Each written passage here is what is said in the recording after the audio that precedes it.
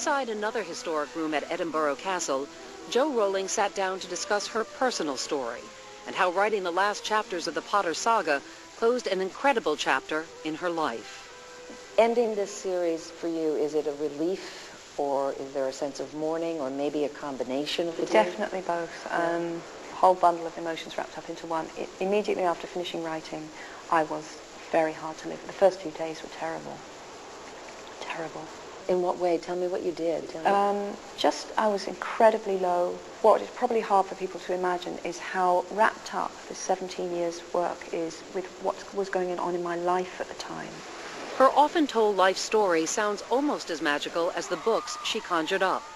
But what's not as well known is the magic was tempered by sorrow and loss, which played a key role in the creation of the Harry Potter books. In a foreshadowing of events in her own life, her parents met and got engaged on a train traveling through the English countryside.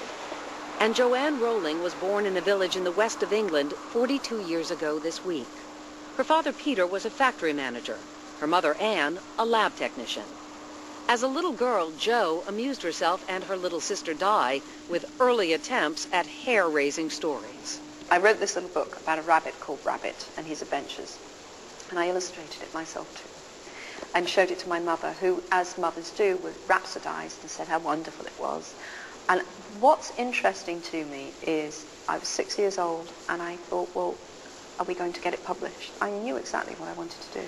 Fast forward 20 years to 1990, and Jo Rowling came up with a very different type of story. She had been visiting a boyfriend in Manchester, England, and was traveling back to London on a train when inspiration struck. Absolutely true, yeah. I was on the train from Manchester to London, and it came, just came. Had something like that ever happened to you before? Yes, truthfully. I mean, other ideas had just come to me, because I think if you're a writer and that's what you spend a huge amount of time doing, ideas do come to you. But nothing had ever come so with such a, I thought, God, I'd love to write that. And when I got off the train, I went straight home and I started writing.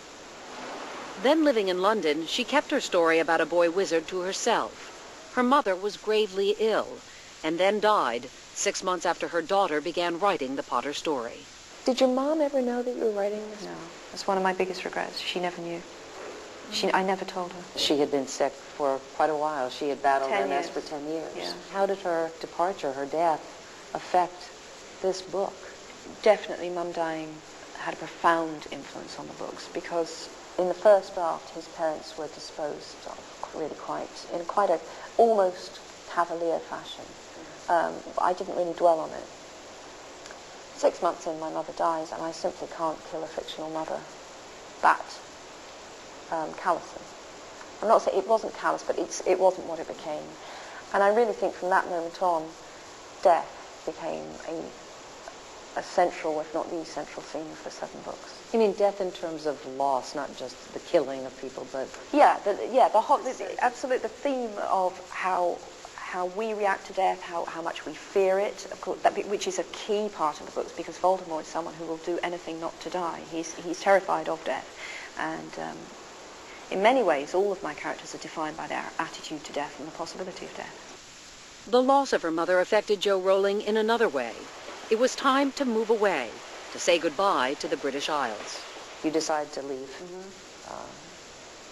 get rid of the old boyfriend, move to Portugal. In that time, married, have your baby, I have Jessica. my baby, Jessica. Divorce, and you come back. Yeah.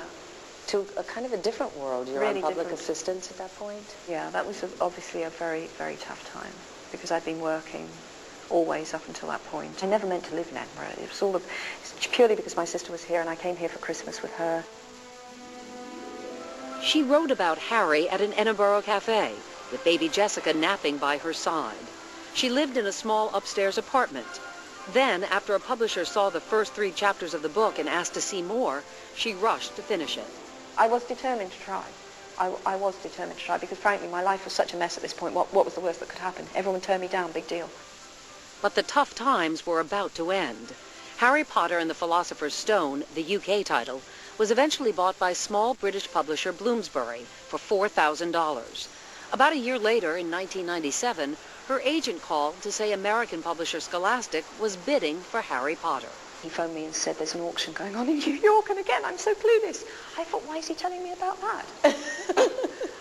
You know, he had to be quite specific. An auction for your book. Why would I be telling you about a furniture sale? You could be so dense, Jo. Well, I always, to be honest, life had battered me around so much in the previous few years that when you start receiving good news, you're quite mistrustful. It wasn't good news. It was pretty great news. They'd never offered that kind of money for a children's book, over $100,000. Unbelievable. It was unbelievable. I started to think, we can buy a house. Now, it was all security for me. Since then, her financial success has become legendary. Forbes estimated her fortune at more than $1 billion. But publishing 7 long books in such a short time took a toll. I had said I could produce a novel a year, but the novels were getting longer, and Goblet nearly killed me to get it out for the time when they wanted to publish, and that was my fault. But now her life is a lot less stressful and a lot less lonely. After 9 years as a single mom, by 2001, she had a new man in her life, her husband, Neil Murray. Which I never in a million years expected. I never dreamt that I would marry again, and I really didn't. I was in a place where I thought, well, I have to be and I was genuinely very grateful. I was sometimes lonely. I hadn't met anyone that I wanted to be with long term. So I just thought, well, this is my life. I'm not meant to have that. And then, of course, the moment I'd accepted that, I met Neil. The couple has a son and daughter together. Oh, and by the way, when Jo and Neil got engaged, another train figured in the story, not the Hogwarts Express. My husband proposed to me on a train. You probably thought, oh, this is so romantic. Well, I did. It was the Orient Express. I'd always wanted to go on the Orient Express. Now she's devoting her time to her family and her favorite causes, such as helping single mothers and finding a cure for multiple sclerosis, the disease that took her mother's life. And now she has a chance to reflect. Finishing has certainly made me look back a lot. And it is almost incredible to me at times what's happened. And there's certainly moments when I imagine that I've dreamt it all. Coming up, when Harry met Hollywood and turned 3 Potter fans into stars. She has a great understanding that the films are one thing and that the books are another. When Harry Potter, the final chapter, continues.